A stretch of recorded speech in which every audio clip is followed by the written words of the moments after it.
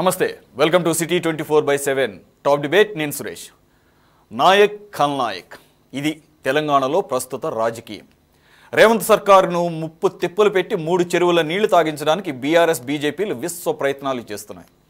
ప్రజా సమస్యలపై గళమెత్తుతూనే రేవంత్ను అభద్రతా భావంలోకి నెట్టడానికి ప్రయత్నిస్తున్నాయి. హామీల గురించి నిలదీస్తూ ప్రజల సమస్యలపై ప్రశ్నిస్తూ ప్రభుత్వ మనుగడపై అనుమానాలు రేకెత్తిస్తూ బీఆర్ఎస్ బీజేపీ నేతలు వ్యాఖ్యానించడం ఆసక్తి రేపుతోంది. కాంగ్రెస్లో ఏక్నాథ్ షిండేలు ఉన్నారని కొందరంటే, కొందరు మంత్రులు తమతో టచ్లో ఉన్నారని కాషాయ దళం బెదిరిస్తోంది. ఇప్పుడు మరింత ముందుకు వెళ్లి బీఆర్ఎస్తో కలిసి రేవంత్ సొంత దుకాణం పెట్టుకోవడానికి రెడీ అయ్యారంటూ బీజేపీ నేతలు చేసిన వ్యాఖ్యలు కలకలం రేపుతున్నాయి. ఇదంతా చూస్తుంటే తెలంగాణ పార్టీలకు రాజకీయాలే ముఖ్యమా? ప్రభుత్వ మనుగడపై ఎందుకు అంత ఇంట్రెస్ట్? నిజంగానే రేవంత్ సర్కారును కూలదోసే ప్రయత్నం జరుగుతోందా అనే అనుమానాలు కలుగుతున్నాయి. ఇదే అంశంపై ఈరోజు డిబేట్లో పార్టిసిపేట్ చేస్తున్నారు కాంగ్రెస్ నుంచి స్పోక్స్ పర్సన్ కాలువ సుజాత గారు. నమస్తే madam, welcome to the debate. అలాగే బీజేపీ నుంచి స్పోక్స్ పర్సన్ నరేష్ గారు జాయిన్ అయ్యారు. మరి కాసేపట్లో బీఆర్ఎస్ నుంచి సుశాల్ రెడ్డి గారు జాయిన్ అవుతారు. అలాగే అనలిస్ట్ కూడా జాయిన్ అవుతారు. సుజాత గారు, I will start of with you. Right, మొన్నటి వరకు బీఆర్ఎస్ నేతలు చేస్తున్నటువంటి ఆరోపణలు పక్కన పెడితే ఈరోజు బీజేపీ నేతలు చేసినటువంటి వాళ్ళ floor leader, BJP floor leader Maheshwar Reddy గారు చాలా తీవ్రమైన వ్యాఖ్యలు చేశారు. రేవంత్ రెడ్డి గారు తన సొంత పార్టీ నుంచే థ్రెట్ ఎదుర్కొనబోతున్నారు. ఈ పార్లమెంట్ ఎలక్షన్స్ తర్వాత, రిజల్ట్స్ తర్వాత 25 మంది బీఆర్ఎస్కి సంబంధించినటువంటి ఎమ్మెల్యేలతో ఆయన సొంత కుంపటి పెట్టాల్సినటువంటి పరిస్థితి రాబోతుందని చెప్పేసి. What is your first reaction Sujatha గారు? గుడ్ ఈవినింగ్ అండి ప్రేక్షకులకి, అలాగే మీకు, నా తోటి పార్టిసిపెంట్స్ కి, ఛానల్ కి కూడాను. First of all, Nirmal MLA ఒక్కసారి తనని తాను గుర్తు చేసుకోవాల్సినటువంటి అవసరం ఉన్నది. అసలు మీ గతెంత, మీ బతికెంత? ఉన్నది 8 మంది ఎమ్మెల్యేలు. ఇష్టం వచ్చినట్ల, నోటికి వచ్చినట్ల. నేను మొన్న కూడా వార్నింగ్ ఇచ్చాను. మళ్ళీ ప్రభుత్వం చేస్తున్నటువంటి పనులు కాన్సన్ట్రేషన్ చేయకుండా కావాలని డైవర్షన్ చేయడానికి మేము చేస్తున్నటువంటి అభివృద్ధి గాని, ప్రజలకు మేము ఇచ్చినటువంటి హామీల్ని నెరవేర్చడంలో కాంగ్రెస్ దూసుకెళ్తుంది. 100 రోజుల్లో మేము ఇచ్చినటువంటి హామీల్ని నెరవేరుస్తూనే ఎన్నికలకు కూడా వచ్చిన తర్వాత ప్రజల వద్దకు వెళ్ళి కూడా పనిచేస్తున్నాం, ముందు కూడా పనిచేస్తాం. ఈ భయంతో మోడీ ప్రభుత్వమే గాని, బీఆర్ఎస్ఏ గాని ఇద్దరు కూడా భయంతో ఉన్నటువంటి వీళ్ళు కాంగ్రెస్ కి పూర్తి స్థానాలని కేటాయించబోతున్న తెలంగాణ ప్రజలకి భయభ్రాంతులకు గురి చేయాల్సినటువంటి పరిస్థితుల్లో వీళ్ళు ఇష్టం వచ్చినట్ల, నోటికి వచ్చినట్ల అబద్ధాలు తప్పించి ఇంకోటి నేను ఒకటి అడుగుతున్నా. సొంత కుప్పడి పెడుతున్నాను ఏమన్నా మా వాళ్ళు వచ్చి ఏమన్నా మీకు చెప్పారా? లేకపోతే రేవంత్ రెడ్డి గారితో ఏమన్నా మీరు రహస్యంగా ఏమన్నా మీట్ అయితే చెప్పారా? లేకపోతే 25 మంది బీఆర్ఎస్ ఎమ్మెల్యేలు ఏమన్నా మీతో వచ్చి మంతనాలు జరిపిండ్రా? ఒకవేళ బీఆర్ఎస్ ఎమ్మెల్యేలు మీతో మంతనం జరిపారు అని అంటే అది అంగీకరించాల్సినటువంటి విషయం. ఎందుకంటే మీతో ఉన్నటువంటి సత్సంబంధాలు, బి టీమ్ గా పనిచేస్తున్నటువంటి బీఆర్ఎస్ మీకు ఒకవేళ భవిష్యత్ చెప్తే చెప్పిండొచ్చు. ఎందుకంటే మీరు వాళ్ళు అభద్రతా భావంలో ఉన్నారు. ఎందుకంటే 8 మంది ఎమ్మెల్యేలు ఎంతమంది పోతారో కూడా తెలియదు. బీఆర్ఎస్ లో ఆల్రెడీ 3 ఎమ్మెల్యేలు బయటికి వచ్చేసారు. ఇంకా ఉన్న కొంతమంది కూడా ఎక్కడ బయటికి వస్తారో అనే భయంతోని కావాలని ప్రజలకి భయభ్రాంతులకు గురి చేసేటటువంటి ఎలేటి మహేశ్వర్ రెడ్డి, ఒక్కసారి నీ గురించి నువ్వు ఏంటో నువ్వు గొప్పగా ఫీల్ అవుతున్నట్టున్నావు. ఈరోజు దిక్కు లేక నీకేదో ఇచ్చిండ్రు, అవకాశం ఇచ్చిండ్రు వాళ్ళు కాబట్టి ఏదో ఫీల్ అవుతున్నావు. మీ దగ్గర ఉన్నటువంటి కుంపటీలు ఒక్కసారి గుర్తు చేసుకోవాలి. ఒక దిక్కు ఈయన పేరేంటి, మంత్రి గారిది ఒక కేంద్ర మంత్రి కిషన్ రెడ్డిది ఒక గ్రూపు, ఈటెల రాజేందర్ది ఒక గ్రూపు, లేకపోతే నిజామాబాద్ ఎమ్మెల్యేది ఒక గ్రూపు, అరవింద్ రెడ్డిది ఒక గ్రూపు, ఇలా రకరకాలుగా అంత పోతే బండి సంజయ్ది ఒక గ్రూపు. 4 గ్రూపులు మీ దగ్గరనే. ఫస్ట్ మీరు మీ గ్రూపుల రాజకీయాన్ని మానేసి కనీసం ఒక తాటి పైన నిలబడి 4-5 గ్రూపులు ఉన్న నీది ఒక గ్రూపు మర్చిపోయా. ఇలా 5-6 గ్రూపులు ఉన్న మీరు ఒక తాటి మీదకి వచ్చి పనిచేస్తే ప్రజలు కనీసం మిమ్మల్ని ఏదైనా స్వాగతిస్తారేమో గుర్తు చేసుకోండి. మీరు ఇచ్చిన హామీలేంటి, మీరు చేసిన పనులేంటి, మీరు అభివృద్ధి ఏ విధంగా చేస్తారు తెలంగాణలో? ఇప్పుడు తెలంగాణలోనే కాదు, యావత్ భారతదేశానికి ఎన్నికలు ఇవి. కేవలం మీరు ఇక్కడ ఉన్నటువంటి రాజకీయం మాత్రమే చూస్తున్నారు. ప్రజలు మాత్రం దేశంలో ఏం చేసింది బీజేపీ అని చూస్తున్నారు. దానికి భయంతో ఉన్నటువంటి మీరు 10 ఏళ్లలో ఇచ్చిన హామీ ఒక్కటి కూడా నెరవేరకపోగా దేశం మీద అప్పులు పాలు చేసి, దేశానికి గుజరాత్ మాత్రమే ఒక రాజధాని, దేశంలో జనాభా ఉన్నారంటే గుజరాతీలు మాత్రమే, మోదీ దోస్తులు మాత్రమే ఉన్నారు అనేది మీరు చూపిస్తున్నారు. కాబట్టి ప్రజలు మిమ్మల్ని ఈ రోజు గుజరాతీకి తరలించే ప్రయత్నం చేస్తున్నారు. ఈ రోజు ఆ భయంలో ఉన్నటువంటి మీరు ఏవేవో మాట్లాడుతున్నారు. అయితే ప్రభుత్వాన్ని చేతనైతే ప్రభుత్వాన్ని కూల్చేస్తారు, చేత కాకపోతే కుంపటిలు పెట్టే ప్రయత్నం చేస్తారు. మీకు కదా ప్రజలు తిట్టాలి, మీకు కదా ప్రతిపక్షాలు ఉన్నటువంటి మిగతా పార్టీలు అందరు తిట్టాలి.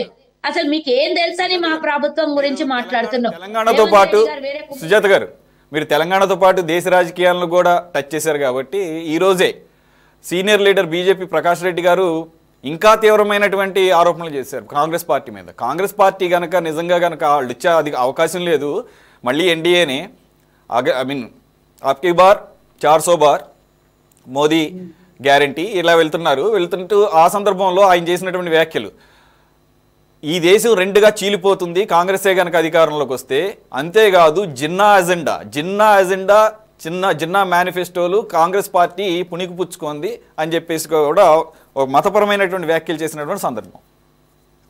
ఫస్ట్ ఆఫ్ ఆల్ ఇట్లా మతపరమైనటువంటి వ్యాఖ్యలు చేసినప్పుడు వీళ్ళ మీద కేసులు పెట్టి లోపలి దొబ్బాలి. అసలు రాజ్యాంగంలో మతాల గురించి మాట్లాడడం ఉన్నదా, లేకపోతే ప్రజాస్వామ్యంలో మాట్లాడొచ్చా? ఎన్నికల సందర్భంలో అన్నదేదో చోటా మోటా బీజేపీ నాయకులు కూడా కాదు. ఆ ప్రకాష్ రెడ్డి గారు he's one of the very senior most BJP. ఎవరైతే మోదీ మాట్లాడినా మోదీకి కూడా కేసులు పెట్టి లోపలికి దొబ్బాలి. ఎవడైనా మత రాజకీయం చేస్తే లోపలికి దొబ్బాలి. ఎందుకంటే ప్రజాస్వామ్యము సబ్బండ వర్గాలతోని మీరు అన్నది కరెక్టే. Law is equal to everybody, law has to be applied for everyone, right? But it is not the case. But if you see the present situation in India, in our country, the situation is not like that, right? I mean కేంద్ర సంస్థల మీద అనేకమైన ఆరోపణలు వస్తున్నాయి.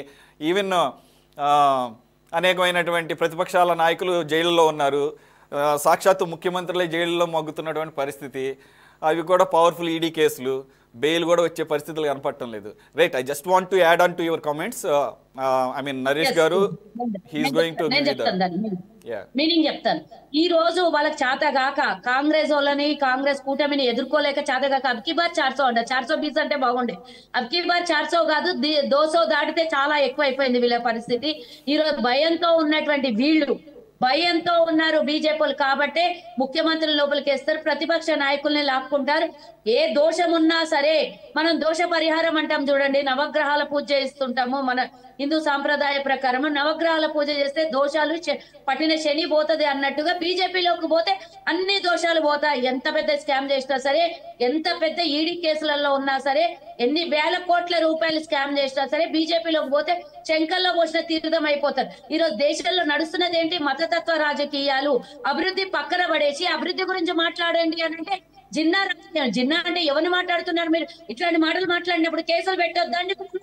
అసలు సిగ్గు శరం ఉంటే ఇలాంటి మాటలు మాట్లాడినప్పుడు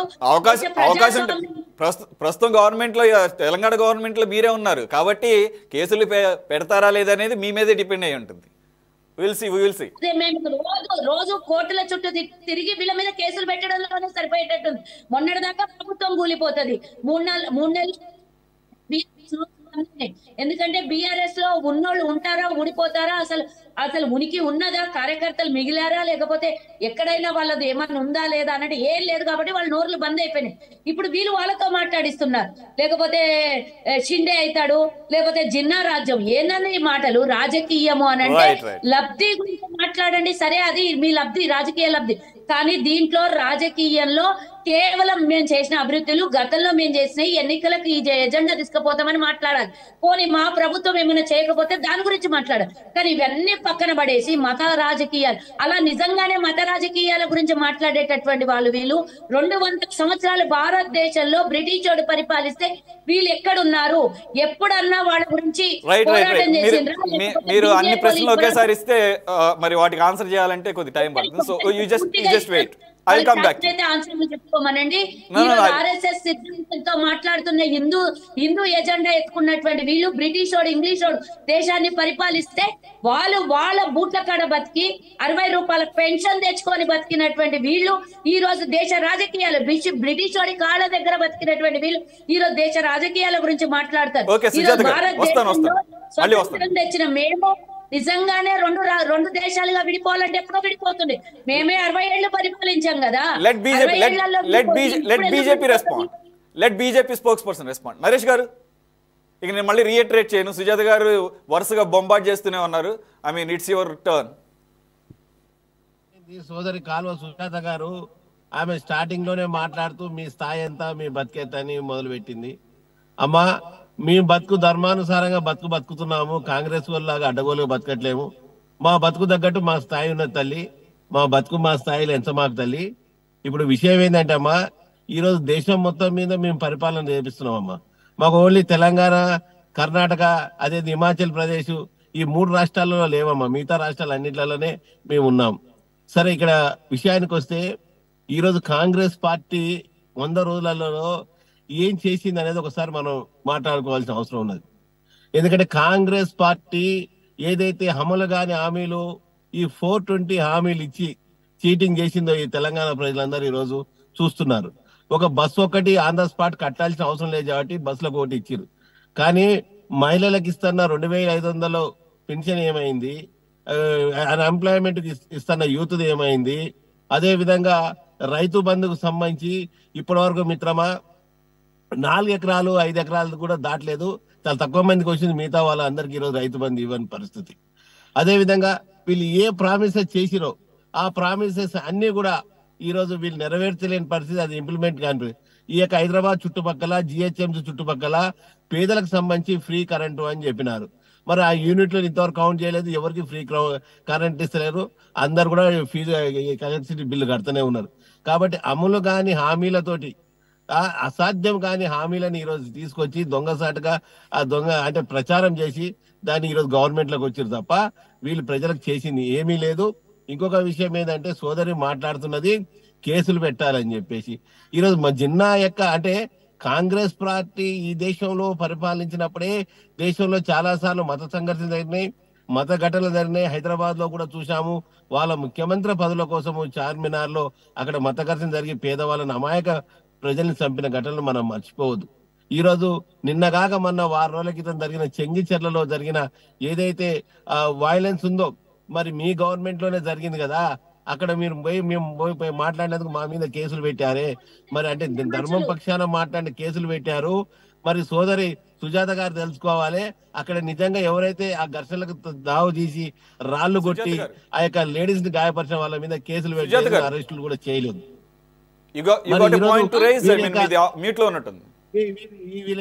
ఏ పరిపాలన నిజంగా ఈ యొక్క కాంగ్రెస్ పార్టీ అమ్మా.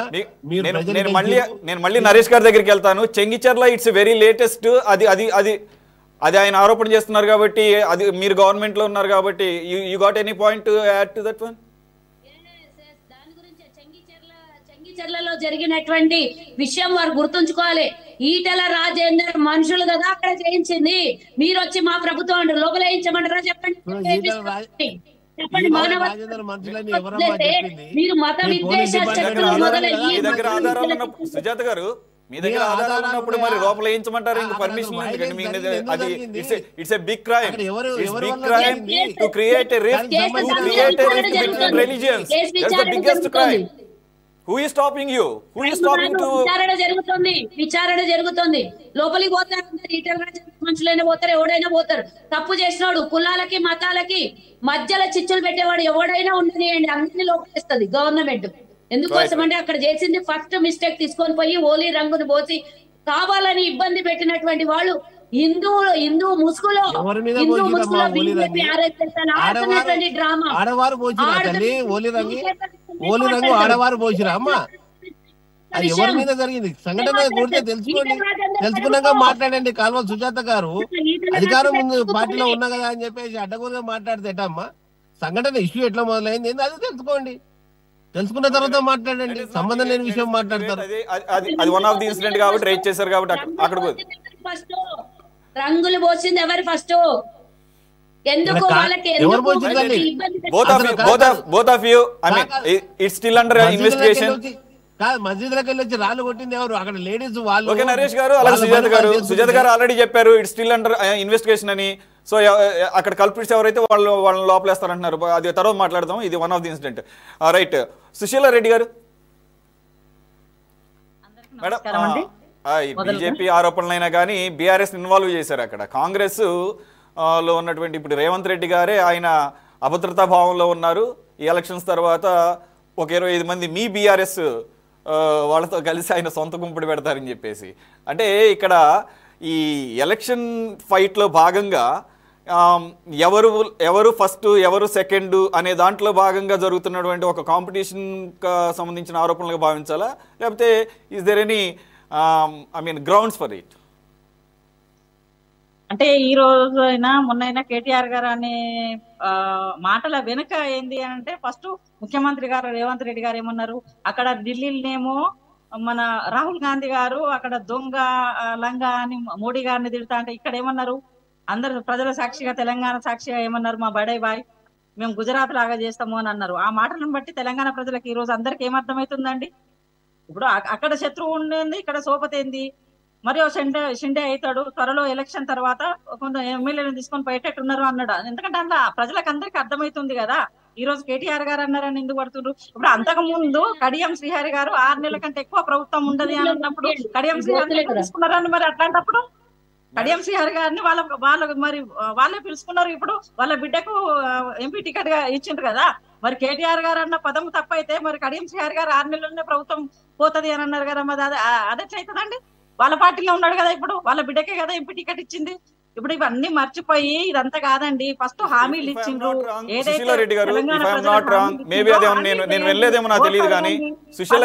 ఉండండి, ఎవరొద్దు అంటున్నారు? సుశీల రెడ్డి గారు ఆయన అన్నది ఏంటంటే, పార్టీ నుంచి వెళుతూ కారణం ఏం చెప్పారు అంటే, బీజేపీతో ఒక సత్సంబంధాలు కోసం ఆ రకమైనటువంటి యాంగిల్ కనపడింది కాబట్టి మతతత్వ పార్టీలకు ఎప్పుడు కూడా మేము వ్యతిరేకం కాబట్టి అనే కారణం చెప్పారు తప్ప, అంతే తప్ప ప్రభుత్వం కూలిపోతుంది 6 నెలల తర్వాత అన్నది నేనైతే వినలేదు. If I'm not wrong. అంతేనండి, కడియం శ్రీహరి గారు ఆరోపణ చేసిండ్రు ఫస్ట్ మా పార్టీని 6 నెలల కంటే, అది 6 నెలలు కూలిపోయే ప్రభుత్వానికి ఎక్కడ ఎక్కువ ఎగురుతున్నారు రేవంత్ రెడ్డి గారు వీడియోలలో దొరుకుతుంది, మీకు కావాలంటే తర్వాత నేను కూడా లింక్ పంపిస్తాను. కానీ మీరు ఇచ్చిన హామీలు ఫస్ట్ చేయండి. ఏ ఊరికి పోయినా ఎక్కడికి పోయినా ఫస్ట్ ఇప్పుడు ఇది నీళ్ళ కోస, పంటలు ఎండిపోయి తాగక నీళ్లు లేకుండా, కరెంట్ లేకుండా, ఇప్పుడు ఇది కరెంట్ బిల్ అన్నారండి. ఒకటే అండి వాళ్ళు చేసింది, బస్సు మహిళలకు బస్సు ఒకటి మహాలక్ష్మి పూర్తి స్థాయిలో అది అయింది. దాని వల్ల కూడా ఆటో డ్రైవర్లు ఏడుస్తున్నారు, ఆత్మహత్యలు చేసుకుంటారు, వాళ్ళకేం చేయలేదు. బట్ చేయాలని కోరుకుంటున్నాం మేము కూడా, అందులో తప్పు లేదు. ఇచ్చిన హామీలు అడగండి, ఓట్లు అడగండి, చేయండి. ఇప్పుడు కరెంట్ బిల్ అని అన్నారు, ఇప్పుడు పోయిన నెల జీరో వచ్చిన వాళ్ళకు ఈ నెల కింద ఇప్పుడు అపార్ట్మెంట్ల కింద ఒకరికి జీరోలకు పోయిన బిల్లు కూడా కల్పించిండ్రు ఎందుకు అన్నట్టు, పోయినసారి జీరో వచ్చింది, ఈసారి పోయిన యూనిట్ కూడా కల్పించిండ్రు ఎందుకు అని అడిగితే కోడ్ వచ్చింది, ఎన్నికల కోడ్ అంటున్నారు. ఏది పూర్తి స్థాయిలో కొన్ని మొదలే పెట్టలేదు, మనం మొదలు పెట్టింది పూర్తి స్థాయిలో కాలేదు. వాళ్ళన్న హామీలు ఒకటి మహాలక్ష్మి పథకంలో ఇప్పుడు 2500 పెన్షన్ ఉన్నది. ఇవన్నీ గాలికి వదిలేసి రోజొక 2 రోజొకటి వాళ్ళు పోతుండ్రు జైలుకు, వీళ్ళు అరెస్ట్ అవుతుండ్రు. ఒకటే లీకులు ఇచ్చుకుంటా ఈ సమయాన్ని వేస్ట్ చేసుకుంటా, ఇవన్నీ కాదు కోడ్ వచ్చింది మేము చేస్తున్నాము, వీళ్ళు దొంగలు లంగలు అనుకుంటా ఈ టైం వేస్ట్ చేయడమే తప్ప ఇదేం లేదండి. వీళ్ళు హామీలు ఇచ్చినవి మొత్తం జీరో, ఏ ఒక్కటి కూడా చేసింది లేదు. ఒకటే నేను అనేది కదా, ఒక బస్సు ప్రయాణం తప్ప ఈ రోజు చేసింది ఏం లేదు. ఈ రోజు పల్లెల్లో లక్ష్మణ్ గారు కొద్దిగా వెయిట్ చేయండి, మీ దగ్గర మళ్ళీ వస్తాను. సుజాత గారిది ఒక్క దాంట్లో క్లారిఫికేషన్ తీసుకున్నాను. సుజాత గారు, ఇప్పుడు సుశీల రెడ్డి గారు రైట్ చేసినటువంటి పాయింట్స్ పాటుగా నేను యాడ్ చేస్తున్నది, ఇప్పటి నుంచి అడుగుతున్నది బీఆర్ఎస్ నాయకులు హరీష్ రావు గారు కావచ్చు, కేటీఆర్ కావచ్చు, కేసీఆర్ కావచ్చు, వాళ్ళు అడుగుతున్నది ఒకటే, మీరు ఏవైతే హామీలు ఇచ్చారో 100 రోజుల పాటు మేము నోరెత్తలేదు, 120 రోజులు అయింది, 4 నెలలు, okay honeymoon period is over. మీరు నవ్వినా కానీ మీరు సమాధానం చెప్పాల్సిందే. ఇక్కడ 2500 చొప్పున 4 నెలలకి 10,000 బాకీ. 2, మీరు ఫోన్ ట్యాపింగ్లు చేసుకోండి, ఎవరన్నా ఉంటే పట్టుకోండి, లోపల ఏంటి అంటున్నారు. బట్ ఫోన్ ట్యాపింగ్ ఒకటే కాదు, వాటర్ ట్యాప్ల సంగతి కూడా చూడండి. వాటర్ రావట్లేదు, ఈ 10 సంవత్సరాల్లో అటువంటి పరిస్థితి ఎప్పుడు చూడలేదు. ట్యాంకర్ల సౌండ్లు వినపడుతున్నాయి, ఇన్వర్టర్ సౌండ్లు వినపడుతున్నాయి, జనరేటర్ల సౌండ్లు వినపడుతున్నాయి, బిందెల సౌండ్లు వినపడుతున్నాయి. ఇది ఎప్పుడు వినపడలేదు కదా 10 సంవత్సరాల్లో. ఇవి ఆరోపణలు. 2, మీరు ఇస్తానన్న 2 లక్షల రూపాయలు అటువంటి రైతులకు ఇవ్వాల్సినటువంటి రైతు రుణమాఫీ ఇవేం జరగలేదు. ఇవన్నీ చేయకుండా మీరు అచ్చంగా ఈ ఫోన్ ట్యాపింగ్ల మీద ప్రజల్ని డైవర్ట్ చేస్తున్నారు. లేదంటే కానీ ఎలక్షన్ కోడ్ ఆఫ్ కాండక్ట్ విషయంలో సంక్షేమ పథకాలు ఏమో ఆపాలని చెప్పలేదే. ఇట్స్ ఎ కంటిన్యూస్ ప్రాసెస్ కదా. సరే సోదరి, మీరు అడిగిన ప్రశ్నకు కాకుండా మిగతా అన్నిటికి సమాధానం చెప్పారు. 25 మంది ఎమ్మెల్యేలు వెళ్ళిపోతారంటే మరి రేవంత్ రెడ్డి గారి దగ్గరికి అని అంటే దాన్ని వదిలేసి మిగతా మాటలన్నీ ఆన్సర్ ఇచ్చారు. సో మీరు అడిగిన ప్రశ్నలు తను చెప్పినటువంటి ఆన్సర్లకి నేను అన్నిటికీ ఆన్సర్ చేస్తాను. బీజేపీ సోదరుడు చాలా మాట్లాడుతున్నాడు, 100 రోజుల హామీ నెరవేర్చలేదు, గత 10 ఏళ్లుగా మిమ్మల్ని కేంద్రంలో కూర్చోబెడితే 125 లక్షల కోట్ల అప్పు చేసి గత 14 మంది ప్రధాన మంత్రులు చేయనటువంటి అప్పుని తీసుకొని వచ్చి తల మీద దేశంలో ఉన్నటువంటి 144 కోట్ల మంది జనాభా నెత్తి మీద లక్ష రూపాయలు పోసిండ్రు. అది ఎక్కడ పోతుందో సమాధానం చెప్పాలి. పోనీ అభివృద్ధి 120 లక్షల కోట్ల అప్పు చేస్తే అభివృద్ధి దేశం మీద ఏం చేసిరో వాళ్ళు ఒకసారి చెప్పాలి. ఎందుకు అదనంగా అప్పు చేయాల్సి వచ్చింది? 57 లక్షల కోట్లు అప్పు పెరగడానికి 60 ఏళ్లు పట్టింది స్వతంత్రం వచ్చిన తర్వాత. ఏమీ లేని గుండు సూది కూడా దేశంలో తయారైనటువంటి సమయం నుంచి ఈ రోజు రాకెట్ యుగం వరకు పెరిగేంత వరకు అప్పు దేశం మీద 57 లక్షల కోట్లు. కానీ వీళ్ళు వచ్చిన 10 సంవత్సరంలో ఒకే ఒక ప్రధాని చేసినటువంటి అప్పు అదనంగా 120 లక్షల కోట్లు. ఇది ఎక్కడ దాచిపెడతారో తెలియదు. ఇవి మాట్లాడొద్దు. ఇవి మాట్లాడితే కులాలు మతాలు, కాంగ్రెస్ పార్టీ అంటే కాన్ల పార్టీ, జిన్నాల పార్టీ దేశాన్ని 2 ముక్కలు చేస్తుంది, హైదరాబాద్ ని భాగ్యనగరంగా మార్చదు, లేకపోతే ఇంకోటి భహింసా గీలొల్లిలు తప్పించి వాళ్ళకి అభివృద్ధి మాట, అభివృద్ధి జాస, అభివృద్ధి కథనే ఉండదు. మూడోది వచ్చేస్తే మరి మీరు మాకు ప్రశ్నించేటప్పుడు మోదీ చెప్పినటువంటి విషయము బహిరంగంగా సమావేశాల్లో చెప్పినప్పుడు నేను ప్రమాణ స్వీకారం చేసిన ఎంబడే మొదటి సంతకము ప్రపంచంలో దేశంలో నుంచి నాయకులు దాచిపెట్టుకున్నటువంటి డబ్బుని తీసుకొని పోయి బ్లాక్ మనీని తీసుకొని వచ్చి ప్రతి ఒక్కళ్ళ అకౌంట్ లో 15 లక్షలు వేస్తానని జన్ ధన్ కి ఖాతా ఓపెన్ చేయమని చెప్పి 10 ఏళ్ళు అయింది. ఏడికి పోయింది? జీరో అకౌంట్ ఓపెన్ చేస్తే ఇప్పుడంట నాకు తెలిసినటువంటి మంది చాలా మంది చెప్పారు మేము ఇంకో అకౌంట్ ఓపెన్ చేసుకోవాలని. అంటే ఈ జీరో అకౌంట్ క్లోజ్ చేసుకుంటే కానీ ఇంకో అకౌంట్ ఓపెన్ చేయలేదంట. మరి పేద మధ్య తరగతి ప్రజల పరిస్థితి ఏందో ఒకసారి చెప్పాల్సినటువంటి అవసరం బీజేపీ సోదరుడికి ఉన్నది. మనం అడిగిన ప్రశ్నలకు సమాధానం రాదు కానీ వేరే ఆన్సర్లు వాళ్ళ దగ్గర చాలా వస్తాయి.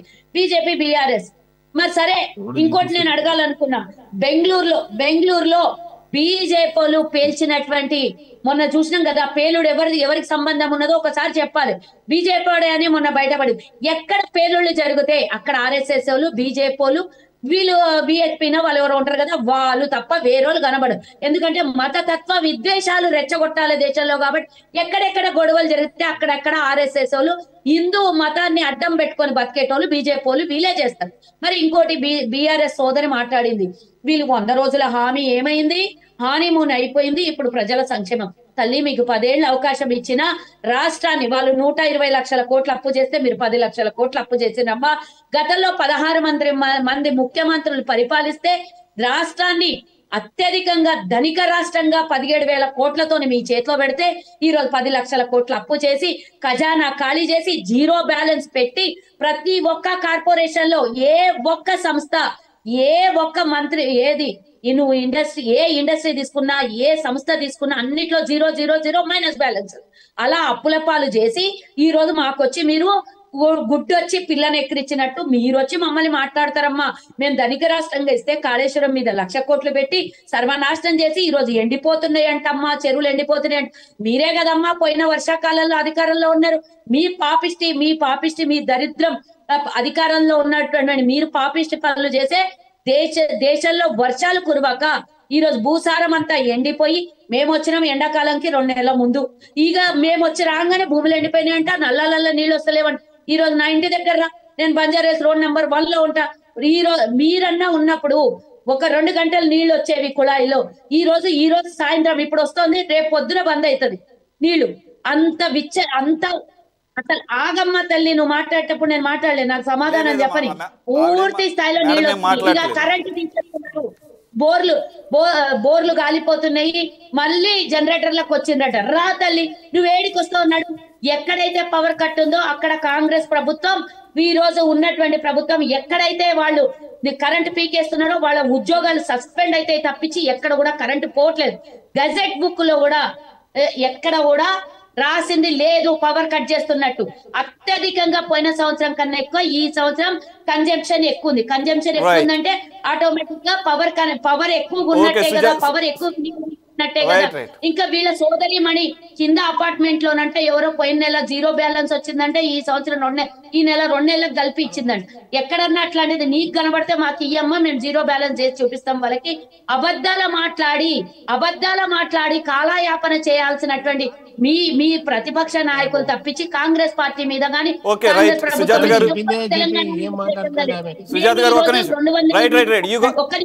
You already got enough time. మీకు చాలా ఎక్కువ టైం ఇచ్చాను, అంటే మీరు అధికార పార్టీలో ఉన్నారు కాబట్టి మీకు బాధ్యత ఎక్కువ ఉంటుందని. I will come back to you. అడిగినట్టు సమాధానం చెప్పకపోతే 500కు గ్యాస్ ఇస్తున్నాం. ఈ రోజు 5 ఎకరాల పొలం ఉన్నోడికి పూర్తి స్థాయిలో రైతు బంధు పథకం అందింది. అంతేకాకుండా పూర్తి స్థాయిలో ఇప్పటి వరకు 1200 కోట్ల రూపాయలతో బస్సు ప్రయాణం చేసిండ్రు. ఎప్పుడన్నా పేమెంట్ కోట్లు కాదు, అది ఒప్పుకుంటున్నారులే మేడం, అది వాళ్ళు కూడా ఒప్పుకుంటున్నారు. కానీ ఇంకా చేయనటువంటి వాటిని కూడా రైజ్ చేస్తున్నారు ప్రతిపక్ష పార్టీలుగా. అది మీరు కూడా అదే అన్నారు కదా, చెప్పండి అని చెప్పేసి. రైట్ ఓకే లక్ష్మణ్ గారు, సారీ అవకాశం ఇవ్వాలి మీరు. ఇస్తాను. మనకి అనలిస్ట్ గారు కూడా ఉన్నారు. మనం అందరికీ ఇక్కడ అన్ని అబద్ధాల ఆరోపణలు చేసింది అవన్నీ. ఒక్క నిమిషం మీరు గుర్తుపెట్టుకో నరేష్ గారు, మీరు అధికార పక్షం వాళ్ళు ఏమన్నా రాంగ్ ఇన్ఫర్మేషన్ ఇచ్చారనుకుంటే నోట్ చేసుకుని పెట్టుకోండి. మీకు అవకాశం ఇచ్చినప్పుడు మీరు మాట్లాడండి. లక్ష్మణ్ గారు, కొద్దిగా డిలే అయింది. Of course you can understand the situation.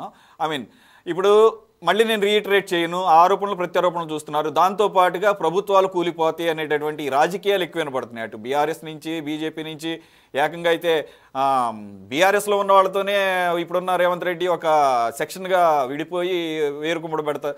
ఇవన్నీ వింటున్నాము. దాంతో పాటుగా హామీల విషయంలో ఆరోపణలు. మీ ఓవరాల్ అబ్జర్వేషన్ సార్, అలాగే మన పార్టిసిపెంట్స్ ఇప్పటి వరకు డిబేట్లో వాళ్ళు మాట్లాడిన దాన్ని విశ్లేషిస్తూ మీ అనాలిసిస్ ప్లీజ్. రాజకీయ పార్టీలు ఎవరి విమర్శలు వాళ్ళు చేసుకుంటున్నారు. అందులో వాస్తవాలు ఎన్ని ఉన్నాయన్నది వినేటువంటి వాళ్ళు, చూసేటువంటి ప్రజలకు అర్థమైపోతుంది. అనవసర విషయాలు కూడా ఆరోపణలు చేసుకుంటున్నారండి. ఇప్పుడు మనకు కావాల్సింది ఏంటంటే, తెలంగాణలో కాంగ్రెస్ ప్రభుత్వం అధికారంలోకి వచ్చింది, 4 నెలలు అయింది. ఈ 4 నెలల కాలంలో ఏదైతే హామీలు ఇచ్చారో అవి అమలు చేస్తున్నారా చేయలేదా అనే దాని మీద మనం మాట్లాడుకున్నప్పుడు, ఇప్పుడు వచ్చినటువంటి 3 నెలలకే, అంటే ఫస్ట్ బిగినింగ్ లోనే వాళ్ళు బస్సులకు సంబంధించి మహిళలకు ఫ్రీ సంబంధించి ఇష్యూ చేశారు. మిగతావి కూడా చిన్న చిన్న ఆర్డర్లు ఇష్యూ చేశారు. అయితే ఈలోగా మరి కొత్తగా ప్రభుత్వం వచ్చింది. రేవంత్ రెడ్డి గారు కూడా అనుభవం వ్యక్తి కాదు, ఆయన కూడా ముఖ్యమంత్రి పదవిలోకి వచ్చాడు. వచ్చినప్పుడు సర్దుబాటు చేసుకోవటానికి కొంత సమయం పడుతుంది, ఆ సమయం ఇవ్వాలి కూడా. ఈలోగా షెడ్యూల్ వచ్చిన తర్వాత ఇంకా ఏమీ చేయడానికి అవకాశం ఉండదు. అంటే పాలసీ మ్యాటర్లు ఏమీ నిర్ణయాలు తీసుకోవడానికి వీలు లేదు. కాకపోతే కొన్ని సంక్షేమ కార్యక్రమాలకు సంబంధించి అది అమలు చేయడానికి ఎన్నికల కమిషన్ అభ్యంతరమే పెట్టదు. పర్మిషన్ అడుగుతారు, ఎలక్షన్ కమిషన్ ప్రొసీడింగ్ కమ్మంటారు. మరి ఆర్థికమైనటువంటి పరిస్థితులు, గత ప్రభుత్వం 10 సంవత్సరాల్లో అప్పులు చేసిపోవటం, వచ్చిన వెంటనే వీళ్ళు కొన్ని చెల్లించాల్సినటువంటి పరిస్థితులు ఉండటం, తేరుకునే అవకాశం ఇంకా రాలేదు. కొంత సమయం, ఇంకా ఒక 3 ఎన్నికలు అయిపోయిన తర్వాత ఒక 3 నెలల సమయంలో కొంత తేరుకొని వాళ్ళు ఏవైతే హామీలు ఇచ్చారో వాటికి సమాధానము అప్పుడు చెప్తారని నేను భావిస్తున్నాను. ఈలోగా ఈ ఎన్నికలు వచ్చాయి కాబట్టి ఈ విమర్శలు వస్తున్నాయి. అదే ఈ ఎన్నికలు రాకుండా అంటే గనక సామరస్యంగా జరిగిపోతూ ఉండేది పరిపాలన. రెండోది ఏంటంటే, ఇప్పుడు అందరి టార్గెట్ ఏమిటి అంటే, ప్రతిపక్షాల టార్గెట్ ఈ ప్రభుత్వం నిలవదు. ఎందుకు? 6 మాత్రమే ఎక్కువ ఉన్నారు. ఆ 6 మళ్ళీ కాంగ్రెస్ పార్టీలోనే గ్రూపు తగాదాలు ఉన్నాయి. అందువలన ప్రభుత్వం నిలకడగా ఉండదు, ఎన్నికలు అయిపోయిన తర్వాత ఏదో ఒకటి జరుగుతుంది అనేది మాట్లాడుతున్నారు అన్ని పార్టీలు, అంటే ప్రతిపక్ష పార్టీలన్నీ మాట్లాడుతున్నాయి. ఇప్పుడు బీఆర్ఎస్ పార్టీతో కాంగ్రెస్ పార్టీ అడ్జస్ట్మెంట్ చేసుకుంటున్నది పార్లమెంట్ ఎన్నికల్లో. అందుకనే బలహీన అభ్యర్థులను పెట్టారు, చాలా చోట్ల అభ్యర్థులు ఇంకా పెట్టలేదు. ఏదో జరుగుతున్నది ఇంటర్నల్ గా అని బీజేపీ ఆరోపిస్తుంది. లేదు, బీజేపీ రేవంత్ రెడ్డి మధ్య అవగాహనలు ఉన్నాయని బీఆర్ఎస్ అంటది. అలాగే మరి జరుగుతున్నటువంటి పరిణామాలు ఎన్ని మనం చూసుకున్నా కూడా ఓటర్స్ మైండ్ ఫిక్స్ అయి ఉంటది. కేంద్రానికి సంబంధించిన ఎన్నికలు ఇవి, ఎవరికి ఓటు వేయాలి. ఈ విమర్శలన్నీ ఇప్పుడు ఏమి పనిచేయవు. ఇప్పుడు ఈ యొక్క ఏవైతే హామీలు ఇచ్చారో అవి చేయలేదనే ఆలోచన ఎవరు ఏం చెయ్యరు. అలాగే చేస్తారనే నమ్మకంతో కూడా ఉండవచ్చు. ఓటర్స్ మైండ్ ఏంటంటే ఆ కేంద్రంలో ఎవరు అధికారంలోకి రావాలి అని అనుకున్నప్పుడు ఎవరికి ఇవాళ మూడ్ ఆఫ్ ది కంట్రీ ఏ పార్టీకి ఉంది అన్నది ప్రతి ఒక్కరికి అర్థమైపోయినప్పుడు ఇక్కడ అంటే ట్రయాంగిల్ పోటీ జరిగే అవకాశాలు కనిపించటం లేదు. కేవలం కాంగ్రెస్ వర్సెస్ బీజేపీ మధ్యనే కనిపిస్తుంది. బీఆర్ఎస్ పార్టీ వర్సెస్ కాంగ్రెస్ కానీ, బీఆర్ఎస్ పార్టీ వర్సెస్ బీజేపీ కానీ కనపడటం లేదు. మరి ఇది ఒక రకంగా ఈ పరిణామాలు కాంగ్రెస్ కు అనుకూలమే కదా, వ్యతిరేకమే కాదు కదా. ఇప్పుడు కాంగ్రెస్ వర్సెస్ బీజేపీ అంటే కాంగ్రెస్ కు ప్రాధాన్యత పెరిగినట్టే కదా.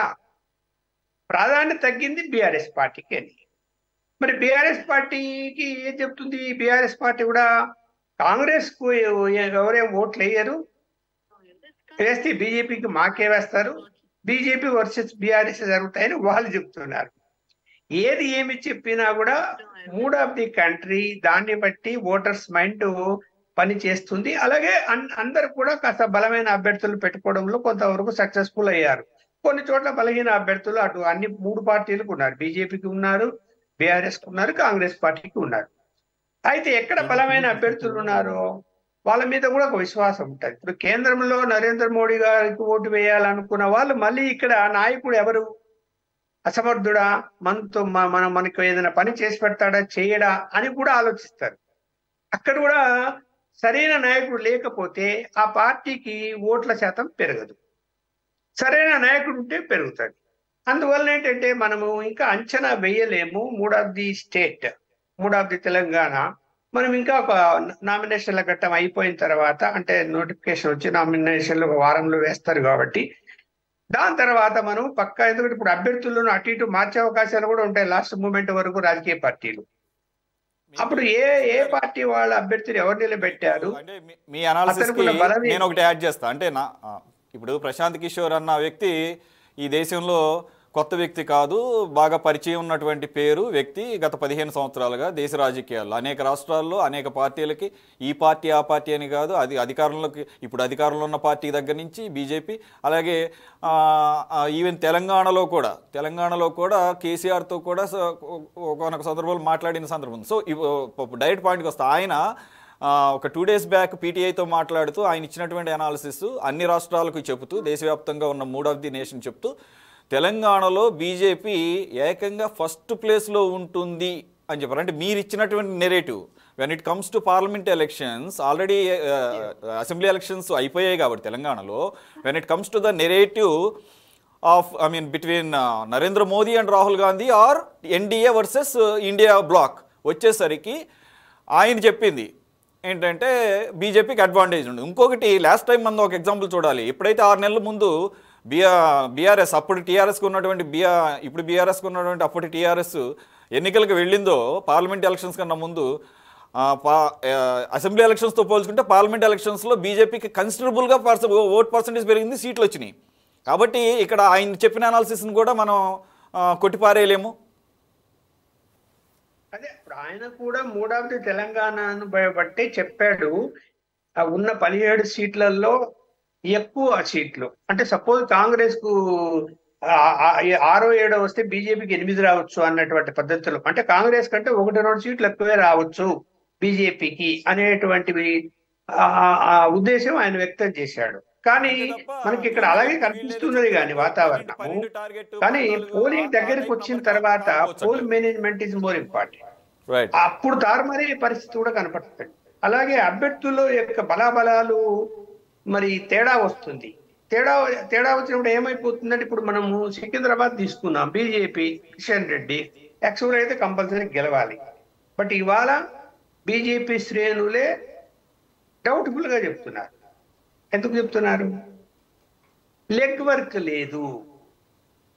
మొత్తం 7 అసెంబ్లీ పరిధుల్లో బీఆర్ఎస్ వాళ్ళు గెలిచారు, ఒక్కటి కూడా బీజేపీ గెలవలేదు. ఆయన పర్ఫార్మెన్స్, మోడీ గారి మీద ఇష్టం ఉంది బట్ ఆయన పర్ఫార్మెన్స్ మీద నెగిటివ్ ఉంది. అలాంటప్పుడు ఏమైపోతుందంటే కొన్ని ఓట్లు డివైడ్ అయిపోయినప్పుడు పర్సెంటేజ్ తగ్గిపోతే మరి మార్జిన్ ఎలా ఉంటుంది? 5,000 10,000తో ఓడిపోయే పరిస్థితి కూడా వస్తుంది ఒక్కోసారి. అందువల్ల అంటే ఊరికే ఎగ్జాంపుల్ చెప్పాను. కానీ నరేంద్ర మోడీ మీద లేదు, మనకు కిషన్ రెడ్డి కావాల్సింది నరేంద్ర మోడీ కావాలి అని అనుకున్నప్పుడు మాత్రం ఇంకా కిషన్ రెడ్డిని చూడరు, బీజేపీకే ఓట్లేస్తారు. అందువల్ల అందుకని నేను ఇంకా కొంచెం సమయం పడుతుంది అంటున్నాను. రైట్ మనకి ఎక్కువ సమయం లేదు. సో మీరు అనే ఇది ఏంటంటే ఇవన్నీ ఈ ఆరోపణలు ప్రత్యారోపణలు ఏకనాథ్ షిండేలు లేదంటే కనుక ఇదేంటి ఇవన్నీ పర్సనల్ గ్రూపులు ఇవన్నీ కూడా ఈ లోక్సభ ఎలక్షన్స్లో వాళ్ళపై చేయి సాధించడానికో లేకపోతే ఫస్ట్ ప్లేస్కో సెకండ్ ప్లేస్కో కంపీట్ అయ్యే ప్రయత్నంలో చేసేటటువంటి పొలిటికల్ స్టేట్మెంట్స్ కానీ భావించాలంటారు. రైట్. నరేష్ గారు ఇందాక సుజాత గారు మాట్లాడిన దానికి మీరు కౌంటర్ ఇస్తారన్నారు. It's your chance now. Kalva Sujatha గారు 10 ఏళ్ల నుంచి ఈ దేశంలో మోడీ గారు ఏం చేశారు అని చెప్పేసి, అదే విధంగా అమాయకంగా 15 లక్షల అకౌంట్లు వేస్తున్నారని, ఇప్పుడు పాడిందే పాడరా పాస్పర్ల సోమని ఒకటి తెలంగాణ సామెత ఉందండి. ఇప్పుడు మోడీ గారు చాలా స్పష్టంగా క్లియర్ గా చెప్పారు. ఏమని చెప్పారు? ఏదైతే బ్లాక్ మనీ ఉన్నదో ఆ బ్లాక్ మనీ ఒక్కొక్కరి అకౌంట్ లో 15 లక్షల మందో చేయొచ్చు పేదవారికి అని చెప్పాడు. కానీ నేను తీసుకొచ్చి చేస్తానని చెప్పలేదు. ఆ స్పష్టత క్లారిటీ ఉండాలి. ఇప్పుడు నేషనల్ ఛానల్స్ ఇంటర్నేషనల్ ఛానల్స్ లో జరిగిన డిస్కషన్లలో కూడా ఈ క్లారిటీ చాలా వచ్చినాక కూడా ఇంకా ఈ కాంగ్రెస్ వాళ్ళు ఇదే మాట్లాడడం సమంజసం కాదు. నెక్స్ట్ విషయం ఏంటంటే నాకు కూడా క్లారిటీ, ఆయన తీసుకొచ్చి మా ప్రభుత్వం తీసుకొచ్చి చేస్తామని అనలేదా? అనలే, చాలా క్లియర్ గా. మరి వినండి మీరు. ఒక్క నిమిషం సుజాత గారి దాకా నేను వెళ్ళను కానీ నేనే చెప్తాను. ఒక్క నిమిషం అది చేయకపోగా 2014 ముందు మాట్లాడింది అది ప్రజలందరికీ వెళ్ళింది. దానికి ఎప్పుడు కూడా ఆయన సమాధానం కూడా చెప్పలే. ఈ రోజు వరకు క్లారిఫికేషన్ మీరు ఇస్తున్నారు కానీ ఆయన ఏమి ఇవ్వాల. ఒక్క నిమిషం నరేష్ గారు, ఆ బ్లాక్ మనీని ఎలక్ట్రల్ బాండ్స్ రూపంలో 2019కు ముందు ఒక నల్ల చట్టం తీసుకొచ్చి బ్లాక్ మనీని వైట్ చేసుకుని మీకు మొన్న SBI బయట పెట్టే వరకు చెప్పే వరకు కూడా సుప్రీంకోర్టు అక్షంతలేసి చెప్పించే వరకు కూడా ఏంటి బయటికి రానివ్వకుండా బ్లాక్ మనీని ఈ రకంగా వాడుకున్నారా ఎలక్ట్రల్ బాండ్స్ రూపంలో? అంటే పేద ప్రజల అకౌంట్లో 15 లక్షలు వేస్తామన్నటువంటిది తొంగలో తొక్కి మీ అకౌంట్లో డబ్బులు వేయించుకుంటారా మీరు? అదేమంటే కాంగ్రెస్ పార్టీ 1990 నుంచి ఉన్నటువంటి పాత కేసులు ఇన్కమ్ ట్యాక్స్ కేసుల్ని అది కూడా వేలలో లక్షల్లో ఉన్నదానికి కోట్ల రూపాయలు ఫైన్ వేస్తారా? ఎలక్షన్స్ ముందు ఎలక్షనీరింగ్ జరపకుండా ఇక్కడ నేను కాంగ్రెస్ పార్టీ తరఫున అడగట్లేదండి, ప్రతిపక్షాలను నిర్వీర్యం చేసేటటువంటి ఇవన్నీ ఉన్నాయి చూసారా, వీటికి మీరు ఖచ్చితంగా రేపు ప్రజా కోర్టులో సమాధానం చెప్పుకోవాల్సిన అవసరం ఉంటుంది. డెఫినెట్ గా అండి. మీరు ఎంత ఇదే అవగాహన లోపం అని ఇదే అంటారు చాలా స్పష్టంగా. ఎవరికి అవగాహన లోపం అండి? నాకు అవగాహన లోపం అయితే సుప్రీంకోర్టు కూడా అవగాహన లోపం అని మీరు అన్నట్టే ఇక్కడ it comes under the contempt of the court. నేను పేద ప్రజల అకౌంట్ లో 15 లక్షలు వేస్తానని ఎప్పుడు అనలే. ఏమన్నాడు అంటే ఈ దేశంలో ఉన్న పేద ప్రజలకి ఒక్కొక్కరి అకౌంట్ లో 15 లక్షల అమౌంట్ జమ చేయొచ్చు. సుజాత గారు మీ ఆడియో మ్యూట్ లో ఉంది. సుజాత గారు మీ ఆడియో మ్యూట్ లో ఉంది. అమౌంట్ బ్లాక్ మనీ రూపంలో ఉందని చెప్పేసి చాలా క్లియర్ గా చెప్పినాడు. కాబట్టి ఈ క్లారిటీ తెలుసుకోండి. ఎందుకంటే మేము చాలా డిస్కషన్ చేశాం. ఈరోజు అమిత్ షా లేదా ఏ సబ్ జుమ్లా హై అన్నడా లేదా? ఏ జుమ్లా అమ్మా? రేపు రిజల్ట్ వచ్చాక తెలుస్తుంది. ఈ దేశంలో మేము చేసిన వాగ్దానాలు తల్లి, మీరు రావణ కష్టాల మంట పెట్టిన కాశ్మీర్ సమస్యను సాల్వ్ చేశాము. 370 ఆర్టికల్ రద్దు చేశాము. ఈ దేశంలో ఇంప్లిమెంట్ చేశాము. ఈ దేశంలో 500 సంవత్సరాల నుంచి కొట్లాడుతున్న రామ మందిరాన్ని నిర్మించినాము. మీరు ఆ విషయంలో ఒప్పుకుంటామండి నరేష్ గారు. భారతదేశ ఆర్థిక వ్యవస్థ 10వ స్థానంలో ఉండే ఇప్పుడు 5వ స్థానానికి. సుజాత గారు ఒక్క నిమిషం. నరేష్ గారు ఈ విషయంలో మాత్రం బీజేపీ ఎలక్షనీరింగ్ ని ఎవరు కూడా దీన్ని డామినేట్ చేయలేరు. ఎందుకంటేనండి ఒక్క నిమిషం చెప్తానండి. 2019 ఎలక్షన్స్ ముందేమో పుల్వామా సంఘటన వస్తుంది. ఆ పుల్వామా సంఘటన కూడా ఆ రోజు జమ్మూ కాశ్మీర్ గవర్నర్ గా ఉన్నట్టు మీ పార్టీ మాలిక్ గారు ఈ రోజు బయటకు వచ్చి చెప్తున్నారు ఆ రోజు జరగడానికి కారణం భద్రతా లోపం. అన్ని వందల కిలోమీటర్లు బై రోడ్ బై రోడ్ మన రక్షణ దళాలను అలా పంపించడం శ్రేయస్కరం కాదని చెప్పేసి నేను సెంట్రల్ గవర్నమెంట్కి ఇన్ఫార్మ్ చేస్తే చుప్ రహో అని చెప్పేసి నన్ను అన్నారు కేంద్ర నాయకత్వం అని చెప్పేసి ఆయనే మీ పార్టీ అప్పుడు లెఫ్టినెంట్ గవర్నర్గా ఉన్నటువంటి మాలిక్ గారు, సత్యపాల్ మాలిక్ గారు ఈరోజు అడ్మిట్ చేస్తున్నారు. ఆయన మీద సిబిఐ కేసులు తెరుస్తారా ఆ నెక్స్ట్ డేనే, లేదంటే ఈడీ కేసులు వెళ్తాయి, పక్కన పెడదాం. ఇప్పుడు మీరు ఈ 2024 ఎలక్షన్స్కి ఇంకా పూర్తి కానటువంటి, ఇంకా కంప్లీట్ కానటువంటి అయోధ్య రామ మందిరాన్ని ఓపెన్ చేస్తారు. ఏది కరెక్ట్గా నెలల ముందే, రైట్? కాదంటలేదు, నిజంగా కంప్లీట్ అయిందా? కంప్లీట్ కాలేదని నేను చెప్పట్లేదు, మీడియా చెప్పట్లేదు, అలాగే ప్రతిపక్షాలు అంటలేదు. స్వయంగా ఈ దేశం నలుమూలన ఉన్నటువంటి వీళ్ళుంటారు కదా మఠాధిపతులు, ఎవరైతే అటెండ్ కాలేదో ఆ రోజు దాన్ని బహిష్కరించారో వాళ్ళు చెప్పింది ఇది పూర్తిగా కూడా ఆగమ శాస్త్రం ప్రకారం కరెక్ట్ కాదు, రామాలయ నిర్మాణం పూర్తి కాలేదు. ఇప్పుడు అది ప్రతిష్ఠ చేయాల్సినటువంటి సమయం కాదని చెప్పేసి ఎందుకోసం చేశారండి? 2000 ఎలక్షన్స్ బిఫోర్ ఎందుకు చేయాలి మీరు? కాబట్టి మీ ఎలక్షనీరింగ్ కొట్టేవాడు ఎవరు? గృహ ప్రవేశం చేస్తాం సార్, ఇన్నాడు ఇల్లు కట్టుకొని గృహ ప్రవేశం చేస్తాం. గృహ ప్రవేశం అయినాక కూడా ఇంట్లో పనులు అయితేనే ఉంటాయి, ఇంకొక నెల 2 నెలలు పనులు అయితేనే ఉంటాయి. ఎంత మంది రిలయన్స్ అంబానీ కట్టినా ఇంకెవరు కట్టినా ఇంట్లో గృహ ప్రవేశం అయినాక కూడా ఇంకొక నెల రోజులు పనులు అయితేనే ఉంటాయి. సహజంగా అవి జరుగుతుంటాయి. సరే మఠాధిపతుల కన్నా కూడా మీకు ఎక్కువ బాగా తెలుసు. రకరకాల ఇప్పుడు ఆడ పూజలు చేసిన వాళ్ళు కూడా పంతులు అండి, వాళ్ళని పంతులు కాదని మీరు అనగలుగుతారా? పంతుల్లో కూడా రకాలు ఉంటారు, పంతుల్లో కూడా రకాలు ఉంటారు. కాంగ్రెస్ పంతులు ఉంటారు, కాంగ్రెస్ పంతులు ఉంటారు, బీజేపీ పంతులు ఉంటారు, ఆర్ఎస్ఎస్ పంతులు ఉంటారు, బిహెచ్పి పంతులు ఉంటారు. భారతీయ హిందూ సమాజంలో, హిందూ వ్యవస్థలో ఏదైతే ఈ సనాతన ధర్మంలో మనకు అనుకూలంగా మాట్లాడేటోళ్ళు ఉన్నారు, వ్యతిరేకంగా మాట్లాడుతున్నారు. అంతేగాని ఇది ఒక వ్యక్తి పెట్టిన మతం కాదు కదా, ఒక బైబిల్ లాగానో లేకపోతే ఖురాన్ లాగానో గీత చేయనికి. కాబట్టి వే ఆఫ్ లైఫ్ అని హిందుత్వం గురించి చెప్పారు. మీరు మాట్లాడే కనిపిస్తలేదు తల్లి. ఒక నిమిషం నరేష్ గారు, సుశీల్ గారు, ఇందాక సుజాత గారు అంటే ఆవిడ అధికార పక్షం వైపు ఉన్నారు కాబట్టి మీ ఇద్దరి దానికి కూడా సమాధానం చెప్పారు, అందుకని కాస్త ఎక్కువ సమయం ఇవ్వాల్సి వచ్చింది, అర్థం చేసుకుంటారు. మీరు అడిగిన వాటికి కూడా ఆవిడ సమాధానం చెప్పడం జరిగింది. Is there anything to add? Sujatha garu ఒకటి అన్నారు, కరెంట్ బిల్లు అబద్ధాలు ఆడుతున్నారు అని. ఇప్పుడు పెట్టిన మెసేజ్ ఇంకా రాలేదు. వాస్తవంగా కూడా ఇంట్లో అబద్ధాలు ఆడాల్సిన అవసరం లేదండి, ఎందుకంటే ఏదో సోషల్ మీడియాలో వాట్సాప్ గ్రూప్ లో తింపేదాన్ని కాదు. నేను కూడా ఒక చెప్పిన మేడం వినండి, అంటే వచ్చింది అన్నాను, అది ఎందుకు వచ్చింది ఏంటి అనేది మీరు చూసుకోండి. ఈ రోజే కూడా అది పరిష్కారం కాదు, బ్రాడ్ ఆస్పెక్ట్ లో మాట్లాడుకుంటున్నప్పుడు అది నేను అన్నాను అంతే. కాకపోతే హామీలు ఇచ్చిండ్రు, మీరు 10 సంవత్సరాల నుంచి లేదంటే మీరు 10 సంవత్సరాలనే 100 రోజులు అడిగిండ్రు. సుజాత గారు మీరు 100 రోజులు అడిగిండ్రు. 100 రోజుల తర్వాత మీరు సరే ఎన్నికల కోడ్ వచ్చింది అన్నారు, మీరు పూర్తి స్థాయిలో కాలేదు. రోజుకొకటి ఇట్లనే మీరు సమయాన్ని వృధా చేసిండ్రు. అందులోనే కోడ్ వచ్చింది, మీరు ఏం చేయలేకపోయిండ్రు. చెయ్యండి, ఉండండి. మీ ప్రభుత్వాన్ని ఎవరు కూల్చరు, ఎవరు మీరు 10 కాలాల పాటు మంచిగా ఉండాలని కోరుకుంటున్నాం. ప్రజలు ఇచ్చిన తీర్పును ఎవరు అగౌరవపరచడం అనేది ఉండదు. ప్రజలు ఇచ్చిండ్రు సుజాత గారు, మీకు ప్రజలు ఇచ్చిండ్రు, పాలించండి. మీరు పూర్తి స్థాయిలో ప్రజలకు మంచి చేయండి అని అంటున్నాం. మేము కూడా ప్రతిపక్షంలో ఉంటాము, మీకు కూడా సహకరిస్తాము, మీరు చెయ్యండి అని అంటున్నాం. చెయ్యమంటలే, మేము కూల్స్తాము అనలేదు. మీరు మీ పార్టీలోకి వచ్చిన ఒక నాయకుడు అన్నారు, మీకు ఏదో అభద్రతా భావం ఉండి మొన్న కేసీఆర్ గారు అడిగితే కూడా ఏంది మెడకు ఏదో పేగులు వేసుకుంటానుడు, డ్రాయర్ కూడా తీస్తానుడు, మీరు ఆవేశానికి వచ్చుడు వద్దండి. మేము అడిగింది ప్రతిపక్షంలో ఉన్నాం కాబట్టి మీ హామీలు ఏమైనాయి మీరు చెయ్యండి అని అంటున్నాం. అంతేగాని ఇంకా ఇంతకంటే మేము ఏమడుగుతాం? ప్రతిపక్షంలో సార్ అంటున్నారు బీజేపీ అని. ఒక నిమిషం అండి, బీజేపీ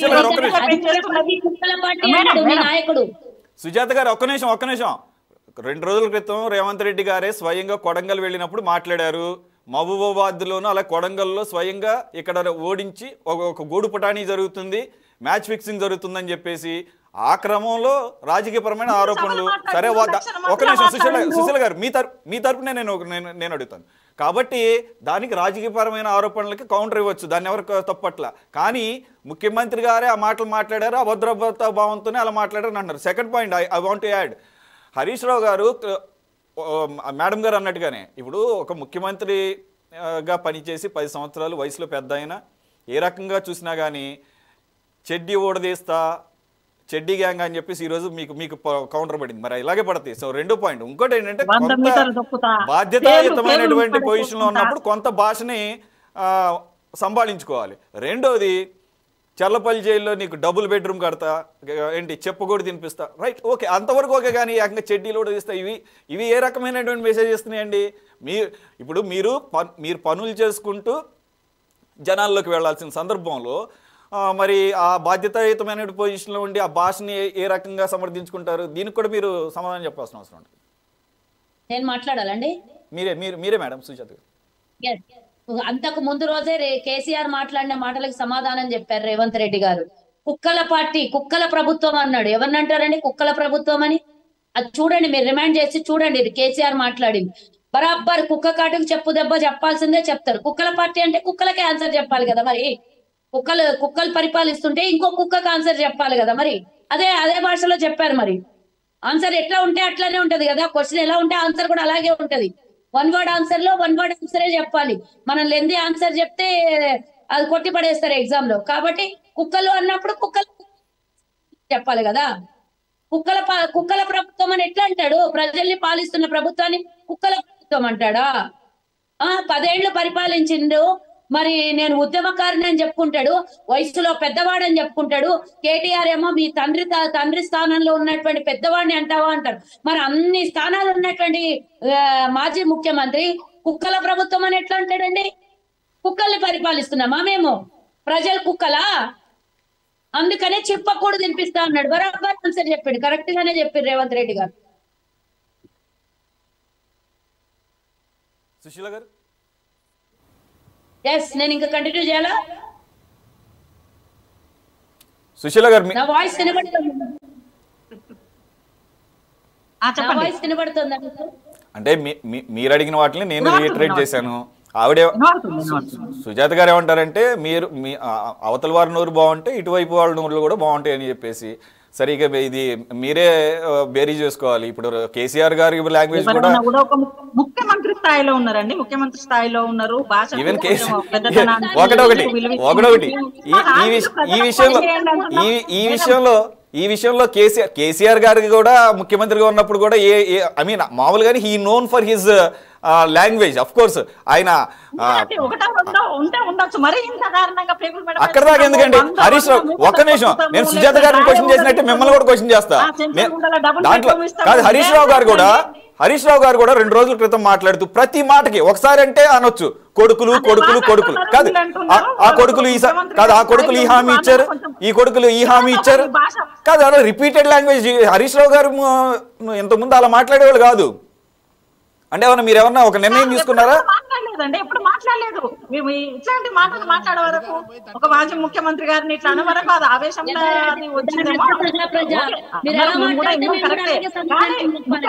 భాష మార్చుకోవాల్సిన అవసరం ఎంతైనా ఉంది. ప్రజలకు ఏం చెప్తున్నారు? మేము చేస్తాం, మీరు చెప్తారు మీరు 10 సంవత్సరాలు చేయలేదు, మేము అందరం చేయలేదు. కరెక్ట్ కాదు. 10 సంవత్సరాలలో అభివృద్ధి ఉంది, వనరులు ఉన్నాయి, దానికి సరిపడా వనరులు ఉన్నాయి. అసెంబ్లీ సాక్షిగా చెప్పిండ్రు, ఎన్ని అప్పులు చేసిండ్రు, అభివృద్ధి చేసిండ్రు 10 ఏళ్లలో. మీరు 100 రోజులు అడిగిండ్రు మేడం, 100 రోజులు అడిగిండ్రు. 100 రోజుల్లో మీరు ఏం చేసిండ్రు? చెయ్యలేదు అంటున్నాము. చెయ్యండి, మీరు ఎలక్షన్ల తర్వాత అయినా చెయ్యండి. మీరు ఏం చేసిండ్రో చెప్పి చేయండి, చెప్పి అడగండి. ఓట్లు మేము వద్దంటలేము.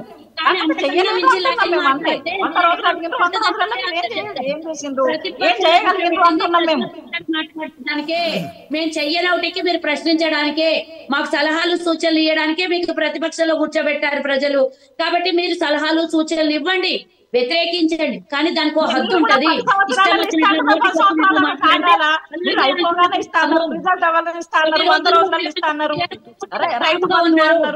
ఆయన ముఖ్యమంత్రి హోదా తీసుకున్న తర్వాత మీరు ఎప్పుడైతే వాయిస్ పెంచి మీ స్వరాన్ని పెంచి ఇష్టం వచ్చినట్లు నోటికొచ్చినట్లు మాట్లాడడం మొదలు పెట్టారో ఆయన తడాక కూడా చూపిస్తున్నారు. ఎందుకంటే ముందా పరిపాలన చేద్దాం అనుకున్నాము, మీరు చేసిన తప్పులకి ప్రభుత్వం అధికారులు శిక్షిస్తారు అనుకున్నాము. కానీ మీ భాష యాస మారకపోతే దానికి అదే విధంగా సమాధానం చెప్పడం. సుజాత గారు మీడియా అయినా ప్రజలైనా గమనించేది ఒకటి మీరు అన్నట్టు ప్రతిపక్షం మీరు వాయిస్ పెంచారు కదండి, పెంచకూడదని రూల్ ఉందండి. ఒక నిమిషం సుశీల గారు, కాదు ప్రతిపక్షాలు పరంగా గట్టిగానే ప్రశ్నిస్తాయి. ప్రశ్న వేసేటప్పుడు వాయిస్ రేజ్ అవుతుంది. వాయిస్ రేజ్ గట్టిగానే ప్రశ్నిస్తాయి. పర్వాలేదు, నేను చెప్పాను కదా ప్రశ్నించండి అన్నాను, ప్రశ్నించండి. ఇంకొకటి ప్రతిపక్షంలో ఉన్నప్పటికీ ప్రభుత్వంలో ఉన్నప్పటికీ బాధ్యత చేసిన తప్పుల్ని సమర్థించుకుంటూ ఈ రోజు ఫోన్ ట్యాపింగ్ చేసి ఈ రోజు కాళేశ్వరాన్ని కథం చేసి ఇన్ని తప్పులు చేసిన వీళ్ళు మిమ్మల్ని సమర్థించుకుంటున్నారు. తప్పులు కళ్ళ ముందు కనబడుతున్నా సమర్థించుకుంటున్నారు. ఇంతమంది అరెస్ట్ అవుతున్నారు. కళ్ళ ముందు కాళేశ్వరం ఓకే. సుజాత గారు అది చెప్పండి. సుజాత గారు ఇప్పుడు మీరు నీటి నిర్వహణ లోపం అని చెప్పేసి కేసీఆర్ గారు చెప్తున్నారు. కేసీఆర్ గారు మాట్లాడే మాటలకి కొంత శాంటిటీ ఉంది, ఎంత కాదనుకున్నా. ఎందుకంటే ఆయనకి నీటిపారుదల మీద కొంత దానికి ఆయన ఒక ఎగ్జాంపుల్ కూడా చెప్పారు. సుశీలారెడ్డి గారికి ఒకటి యాడ్ చేస్తా. గంగా నదిలో ఇప్పుడు కట్టబోయేటటువంటి ప్రాజెక్టు బ్రిడ్జ్ ఒకటి మధ్యలో కూలిపోయింది, అలాగని చెప్పేసి ఆపేశారా? ఆపరు కదా. అలాగే ప్రపంచవ్యాప్తంగా కొన్ని ప్రాజెక్టులు తీస్తున్నప్పుడు చిన్న చిన్న లోపాలు జరుగుతుంటే వాటిని రెక్టిఫై చేసుకుంటూ కంటిన్యూ చేసుకుంటాం. కానీ చెప్పాలి, గతంలో కేసీఆర్ చేసిందే కదా ఈ పాపము. 1 కోటి ఎకరాల మాగానికి నీరు అందితే నిజంగానే పంట పండుతుండే కదా. 1,00,000 ఎకరాలకు నీరు అందినటువంటి ప్రాజెక్ట్ ని తీసుకొని వచ్చి 1,00,000 కోట్లు పోసిండు. ఈ రోజు దాని కింద పాపం ఏదైతే జరుగుతుందో అదంతా కేసీఆర్ పాపమే కదా. దాని కింద నష్టపోతున్నదంతా ప్రజలు కేసీఆర్ చేసిన పాపంతోనే కదా. ఇప్పుడు ఒకవేళ దానికి నీళ్ళు వదిలితే అది మొత్తం ప్రాజెక్టు కూలినట్టు కాదు కదా. ఇప్పుడు 3 పిల్లర్లు అది కూడా కూలితే కాదు, కుంగితే మొత్తం ప్రాజెక్టే నిరుపయోగం ఎలా అవుతుంది అనేది క్వశ్చన్. రెండోది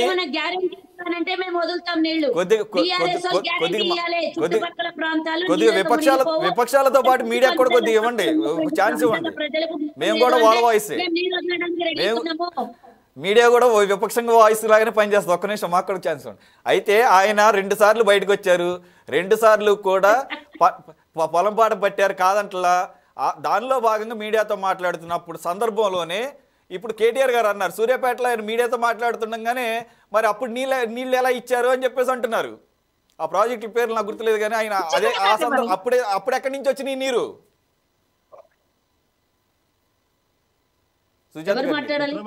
సుజాత గారు మీరే. నేను ఇప్పుడు కూడా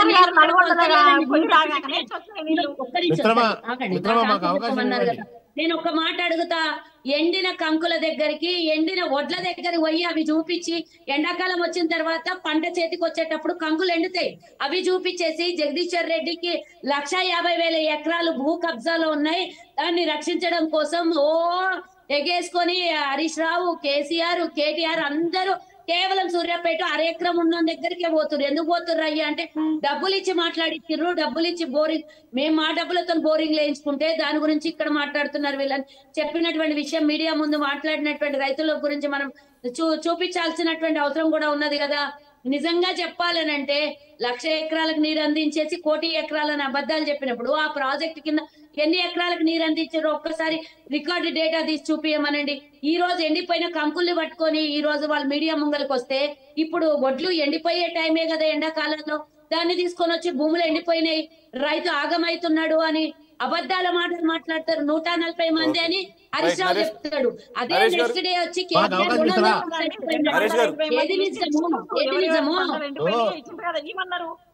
మీరు ఏదైతే కేసీఆర్ గారు మాట్లాడేది ఈ రోజు వాస్తవంగా చూసుకుంటే అది సమంజసం కాదు. ఎందుకంటే కాళేశ్వరం ప్రాజెక్టు ఆడ పెద్ద లక్ష్మణ్ గారు కూడా ఉన్నారు, అది ఏదో వ్యయం ఎక్కువ ఖర్చుతో పెట్టి కట్టిన ప్రాజెక్టు. నీళ్లు లిఫ్టింగ్ కూడా పక్క నీళ్లు లిఫ్టింగ్ కూడా ఈ సంవత్సరం చేయలేదు. బాహుబలి మూటలు మునిగిపోయిన తర్వాత ఈ సంవత్సరంలో లిఫ్టింగ్ చేయలేదు, చెరువులలో నింపలేదు. దానికి తోడు ఆ ఉన్న నీళ్ళని కూడా సముద్రంలో కలిసినాయి. ఫస్ట్ కాంచి కూడా చెప్పినాం, ఇది ఆఫ్లైన్ ప్రాజెక్టు, ఇది నది మీద కట్టింది కాదు, నది పక్కన కట్టింది. ఆ కాళేశ్వరం నింపాలంటే కూడా మోటార్లతో నింపాల్సిందే. దాని ప్రకారంగా మళ్ళీ ఈ చిన్న చిన్న వాటి మీద కూడా ఈ ప్రాజెక్టులకు కూడా మోటార్లు పెట్టి నింపాల్సిందే. కాబట్టి తెలంగాణ ప్రజల యొక్క ఏదైతే కోరిక ఉన్నదో, తెలంగాణ వచ్చిన ఆనందంలో లేకుండా టిఆర్ఎస్ ప్రభుత్వం ముమ్మాటికి చెప్తున్నాను, టిఆర్ఎస్ పార్టీ చేసిన పెద్ద తప్పు కాళేశ్వరం ప్రాజెక్టుని లో అంత పెద్ద అన్ని డబ్బులు పెట్టేసి దాన్ని మొత్తం రాష్ట్రాన్ని నాశనం చేసింది. అది కాదనలేని నిజం, అది ఈ రోజు చూడేం పోదు. దాన్ని డెఫినెట్ గా కాంగ్రెస్ వాళ్ళు తీసినా తీయకున్నా రేపు భవిష్యత్తులో మా గవర్నమెంట్ వచ్చినాక డెఫినెట్ గా సిబిఐకి అప్పచెప్తాము. దాని మీద పెద్ద ఎంక్వైరీస్ అన్ని జరుగుతాయి, దాంట్లో ఎలాంటి డౌట్ లేదు. నెక్స్ట్ ఇక్కడ విషయం ఏంటంటే వాస్తవాలు మాట్లాడుకుంటే ఈ రోజు రైతులకు సంబంధించింది ఏదైతే వీరు కేంద్ర ప్రభుత్వం ఈ రోజు ఒడ్ల సేకరణ కావచ్చు, బియ్యం గోనె సంచలించి అన్ని కూడా టేకప్ చేస్తున్నది. కానీ కాంగ్రెస్ పార్టీ 500 రూపాయలు ఎక్స్ట్రా ఇస్తున్నది. ఇప్పుడు మేము మద్దతు ధర పెంచాం, కానీ కేంద్ర ప్రభుత్వం ఇచ్చిన దానికంటే మద్దతు ధర 500 ఎక్కువ ఇస్తున్నారు, అది ఇవ్వలేదు. ఈ రోజు పండిన పంటలకు ఏదైతే బోర్లు ఈ రోజు నిజంగా కూడా గ్రౌండ్ వాటర్ ఎండిపోయింది, చాలా దిక్కుల గ్రౌండ్ వాటర్ లేదంటే చాలా దుర్మార్గం. ఈ బాధాకరమైన విషయం ఏంటంటే ఇప్పుడు మా నల్గొండ జిల్లాలో మా మోత్కూరు దగ్గర మా దగ్గర వాగుపోతుంది. మీరు నమ్ముతారో నమ్మరో 24 గంటల్లో 24 గంటలు లారీలు ఉష్క లారీలు తిరుగుతూనే ఉండే. అక్కడ ఎమ్మెల్యే గాదేర్ కిషోర్ అక్కడ ఉన్న రైతులు ఎవరైనా ఈ ఇసుక తీస్తున్నారు, రేపు ఈ భూగర్భ జలాలు ఉండవంటే వాళ్ళని పోలీస్ స్టేషన్ వేయించుండు, జైల్లో వేయించుండు, అరెస్ట్ చేయించుండు. ఒక నేరెళ్ల ఘటనే కాదు. సో టిఆర్ఎస్ ప్రభుత్వము అరాచకంగా పరిపాలించింది, ఘోరంగా దోచుకున్నది, దాంట్లో ఎలాంటి సందేహం లేదు. ఈ రోజు గ్రౌండ్ వాటర్ పోయింది, ఈ రోజు లేకుండా పోయిందంటే విపరీతమైన ఇసుక దోపిడీ. ఆ దోపిడీ కాదనలేని నిజాలు ఇవన్నీ. ఈ రోజు అదే విధంగా ఈ రోజు రైతులకు సంబంధించి సరే కాంగ్రెస్ పార్టీ చేయాల్సినవి చేయలేదు, కానీ ఈ రోజు రైతులు ఇంత గోస అనుభవిస్తున్నారంటే దానికి ముఖ్యంగా కాంగ్రెస్ పార్టీ కంటే ఎక్కువ నేను ఈ రోజు అంటున్నాను టిఆర్ఎస్ ప్రభుత్వం చేసిన పనికిమాల పనులు. రైతులకు సంబంధించి కనీసం వాళ్ళకి ఇన్సూరెన్స్ కూడా చేయలేకపోయారు. ఫసల్ బీమా యోజన ఏదైతే కేంద్ర ప్రభుత్వం రైతులకు సంబంధించిన ఇన్సూరెన్స్ ఉందో దానికి రాష్ట్ర ప్రభుత్వం కట్టాల్సిన ఆ బేసిక్ అమౌంట్ కూడా కట్టకుండా ఆ ఫసల్ బీమా యోజనలోకి ఈ రోజు రైతులను తీసుకురాలేదు. కాబట్టి ఈ రోజు టిఆర్ఎస్ పార్టీ ఈ రోజు కేసీఆర్ గారు పార్లమెంట్ ఎలక్షన్స్ వచ్చినాయి కదా అని చెప్పేసి ఓట్ల కోసం ఏదో టోప్ పెట్టుకొని పోయి వరికంకులు పట్టుకొని వరిసేన్లలోకి పోయి అవి చూపిస్తే కాదండి. ఆయన చేసిన మాట అంతింత కాదు, వాస్తవాలు మాట్లాడితే. నరేష్ గారు రాష్ట్రంలో కరువు పరిస్థితులు ఉన్నాయని చెప్పేసి ప్రభుత్వం ఒప్పుకుంటోంది. కారణాలు వేరే అవ్వచ్చు. మీరు ప్రతిపక్ష నాయకుడు ఎవరు? మీరు కాదు కదా. ప్రధాన ప్రతిపక్షం మీరు కాదు కదా. ప్రధాన ప్రతిపక్ష నాయకుడిగా ఆయన ఎందుకు వెళ్ళకూడదు? సరే, ఈ 100 రోజులు అంటే ఒకటి ఇనిషియల్ పీరియడ్. సెకండ్ పాయింట్ ఆయనకు ఆరోగ్యం బాగోక ఆయనకి మేజర్ సర్జరీ జరిగి ఆయన వయసు రీత్యా కూడా చూసుకున్నా గానీ ఆయన ఈరోజు ఒక కర్ర పట్టుకొని చెప్పేసి వస్తున్నారు. ఇంకొకటి అక్కడ విషయం లేకపోతే అక్కడ ఎటువంటి సమస్య లేకపోతే అనుకోవచ్చు, సమస్య ఉందని చెప్పేసి ప్రభుత్వం ఒప్పుకున్నప్పుడు మీరు ప్రతిపక్షంగా అధికార మత్తుతోటి ఈరోజు తెలంగాణ అయిపోయిందండి. అది అయిపోయింది. దాని మీద కావాలంటే మీరు కూడా ఉన్నారుగా, సెంటర్ లో ఉన్నారుగా, మీరు కూడా చేయండి. ఇప్పుడు ప్రజలకి ఏం కావాలో చూడండి. ఇప్పుడు ప్రజలకి ఏం జరగాలి, మీ పాత్ర ఏంటి, ప్రతిపక్షంగా మీ పాత్ర ఏంటో చూడండి. అప్పుడు ప్రజలు మీ వైపు చూస్తారు. బాహుబలి మోటార్లు మునిగిపోయిన తర్వాత 2 ఏళ్ల నుంచి నువ్వు నీళ్ళు ఎత్తిపోయలేదు. ఎవరు తెలిసి వాస్తవాలు? ఈరోజు ప్రాజెక్ట్ దగ్గర పోతే ఎంతమంది నువ్వు అరెస్ట్ చేసినావు? ఈరోజు 1,00,000 కోట్లు నువ్వు తీసుకుపోయి ఆడబెట్టావు. నువ్వు ఇరిగేషన్ నువ్వు వచ్చిన తర్వాత రైతులకు సంబంధించిన సబ్సిడీలు తీసేసినావు. రైతులకు సంబంధించిన పంట పొలాలకు ఏదైతే హార్టికల్చర్ మొత్తం నిధులన్నీ తొలగించినావు. ఈరోజు నువ్వు రైతు బంధు అని ఒకటి ఇచ్చేసి అది కూడా 100 ఎకరాలు 1000 ఎకరాలు ఉన్న వాళ్ళ పేరు మీద లక్షల కోట్ల రూపాయలు జమైన సంగతి మనం మర్చిపోకూడదా? తెలంగాణ రాష్ట్రాన్ని నెవర్ ఎండింగ్ డిస్కషన్ అయినా ఇదేం ఫస్ట్ టైం మనం మళ్ళీ కలుద్దాం, మాట్లాడడం దీని మీద కూలంకషంగా. Before closing I will give each of you 1 minute. Laxman garu, ఒకటి ఆయనేమో ఈ 10 సంవత్సరాల్లో మేము చేసినటువంటి ప్రాజెక్టుల్లో భాగంగానే ఏకంగా పంజాబ్ కన్నా కూడా ఎక్కువ దిగుబడిస్తున్నటువంటి రాష్ట్రంగా కేసీఆర్ గారు మాట్లాడతారు. ఇక్కడ చూస్తేనేమో అటు బీజేపీ కానీ లేదంటే కనుక ఇప్పుడున్న కాంగ్రెస్ ప్రభుత్వం కానీ ఆయన పూర్తి నిర్లక్ష్యం, ఆయన పూర్తి అసమర్థత వల్లనే ఈ మేడిగడ్డ ప్రాజెక్ట్ అవ్వచ్చు, కాళేశ్వరం ఒక ఫెయిల్యూర్ ప్రాజెక్ట్ అన్నారు. What's your analysis sir? 1 minute please. Irrigation facilities పెరిగిన మాట వాస్తవము, పంటల ఉత్పత్తి పెరిగిన మాట వాస్తవం, దాన్ని అంగీకరించాలి. ఎక్కడో అసలు మారుమూల గ్రామాల్లో ఉన్నటువంటి చెరువులకు నీరు రాకపోతే నీరు వెళ్ళింది, అలాగే కాలువలకు నీరు లేకపోతే నీరు వెళ్ళింది. రైతులు ఆనందపడ్డారు, పంటలు వేసారు. సరే, పంటలు వేసినాక గిట్టుబాటు ధర వచ్చిందా, కొన్నారా, పోయారా, అది తర్వాత ఇష్యూ. ముందు ఫెసిలిటీ అయితే దొరికిందా లేదంటే దొరికింది, 100% దొరికింది. ఇంకా విమర్శలు అంటావా ఇప్పుడు కొన్ని కొన్ని సందర్భాల్లో అనుకోని సంఘటనలు జరుగుతాయి. అది కుంగిపోయింది మేడిగడ్డ. కుంగిపోయినప్పుడు అది సాంకేతికంగా ఇంజనీర్ల యొక్క ఎస్టిమేట్ వేయడం అంటే లోపలికి సిపిఐ ఎంత గ్రౌండ్ లోకి లోపలికి భూమిలోకి వెళ్ళి ఫౌండేషన్ వేయాలనే దాని మీద సిపిఎంజి వాటర్ ను లెక్కలకి తీసుకొని ఎన్ని సరిగా టెక్నాలజీ సంబంధించిన అంశాలు బయటపడతాయి ఎంక్వైరీ చేశారు కాబట్టి. సహజంగా కొన్ని జరుగుతాయి. చాలా మన ప్రాజెక్టులు కూడా ఆ విధంగా మనం కూలిపోవడము పోవడం అని చూసాం. అయితే ఏంటంటే అవినీతి ప్రధానంగా ఇక్కడ అవినీతి జరిగిన విషయంలో నిజంగా కాంగ్రెస్ పార్టీ చిత్తశుద్ధితో ఈ ఎన్నికలు అయిపోయిన తర్వాత కనీసం నెలకో 2 నెలలకో 3 నెలలకో ఎంత అవినీతి జరిగింది, ఏ ఏ వాటిల్లో ఎవరు వాటికి బాధ్యులు అన్న దాని మీద టేకప్ చేసి కేసులు పెట్టగలిగి అరెస్టులు చేయగలిగితే కాంగ్రెస్ పార్టీని ఎవరైనా అభినందిస్తారు. పెద్ద ఎత్తున అవినీతి జరిగిన మాట వాస్తవం. మరి కాంగ్రెస్ పార్టీ కూడా అదే దారిలో పోయిందనుకో, నీకెంత నాకెంత అని నువ్వు పంచుకున్నాం నేను పంచుకున్నాం అనే దారిలో పోయిందనుకో, అప్పుడు అలా సిమ్టమ్స్ కనిపిస్తున్నాయి ఇప్పుడు ఈ ఎన్నికల ముందు. అలా అలా సర్దుబాటు చేసుకుంటారేమో అని చెప్పలేము. తెలియ పాజిబిలిటీ. అందువల్ల ఏంటంటే ఎన్నికలు అయిపోయిన తర్వాత ఒక 2-3 months లో సరే ఎలాగూ ఈ ప్రభుత్వానికి అభద్రతా భావం ఉంది కాబట్టి ఆ సంగతి తేలిపోతుంది.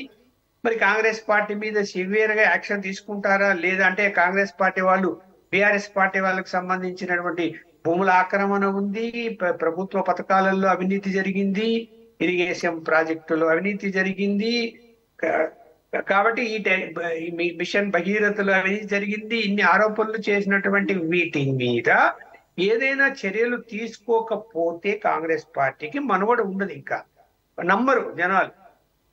Okay, right. లక్ష్మణ్ గారు. మేడం సుశీల గారు.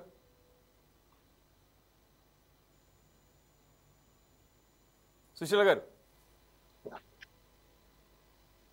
ఒక్క నిమిషం జస్ట్ కంక్లూడ్ చేసేయండి ఒక 1 minute టైం తీసుకొని, if you want to add on something to it.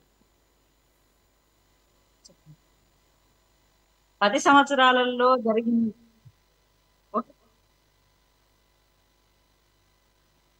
Hello, మాట్లాడండి. వినబడుతుందండి? వినపడుతుంది. వినిపిస్తుంది, మాట్లాడండి. కాళేశ్వరము ఏది జరిగినా ఏది అయినా అక్కడ విచారణ జరుగుతుంది. విచారణ జరిగేటన్న ఆ విషయంలో విచారణ జరిగేంత వరకు, దాని ఫలితాలు వచ్చేంత వరకు అయితే రైతులకు నష్టం జరగదు కదండి. ఎట్లా జరుగుతుంది? రైతులకు పంట పొలాలకు నీరు ఇవ్వకుండా ఈ కోపంతో, కేసీఆర్ గారి ప్రభుత్వం మీద కోపంతో, పోయిన ప్రభుత్వం మీద కోపంతో రైతులను బాధ పెట్టడం ఎందుకని అంటున్నాం, అంతే తప్ప వాళ్ళకు ఇప్పుడు ఏదైతే ఉందో అందులో ఎంత నష్టం జరిగింది, ఎంత అవినీతి జరిగింది, ఏది జరిగింది అది విచారణ చేయండి కదా. ఏం విచారణ జరిగింది, దానికి బాధ్యులు ఎవరినో చేయండి, అది జరుగుతుంది. 2 ప్రభుత్వాలు ఉన్నాయి, బీజేపీ ఉన్నది, కాంగ్రెస్ ఇప్పుడు వాళ్ళదే ఉన్నది, జరపండి. దానిలో భాగంగా ప్రజలను ఎందుకు ఇబ్బంది పెడుతున్నారు అనేది ఇక్కడ మేము అడిగేది. ఓన్లీ ప్రజలను ఎందుకు, తాగునీటికి ఎందుకు, పంట పొలాలకు ఎందుకు పెడుతున్నారు, దాన్ని కరెక్ట్ చేసి దాని పంట పొలాలకు నీళ్లు ఇవ్వండి అని అడుగుతున్నాం మేము కూడా.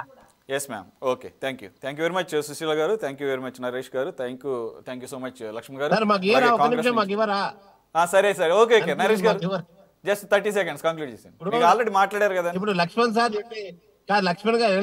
గారు చెప్పిన దాన్ని బట్టి నేను కూడా ఏకోపిస్తానండి.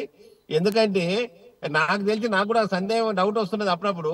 ఈ యొక్క కాళేశ్వరం విషయంలో కావచ్చు, ఇప్పుడు ఫోన్ ట్యాపింగ్ విషయంలో కావచ్చు, ఎంత అండర్స్టాండింగ్స్ జరిగిపోతున్నాయేమో. ఎందుకంటే ఈయననేమో రేవంత్ రెడ్డి గారేమో వాళ్ళ కేంద్ర పార్టీకి డబ్బులు పంపాలి కాబట్టి ఎవరు అండర్స్టాండింగ్ వాళ్ళ ప్రకారంగా కేసులో నీరు గారుస్తున్నారేమో అనిపిస్తుంది.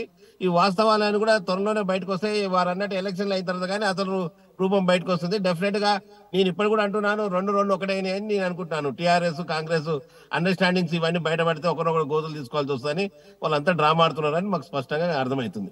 సరే చూద్దాం, ఇక time will tell everything and time will answer everybody. Right, thank you very much for joining Naresh గారు, వన్స్ అగైన్ సుశీల రెడ్డి గారు, అలాగే లక్ష్మణ్ గారు, కాంగ్రెస్ నుంచి సుజాత గారు. ఇది వాళ్ళ స్పెషల్ డిబేట్. మరో అంశంలో మళ్ళీ కలుద్దాం. Stay tune to City 24/7.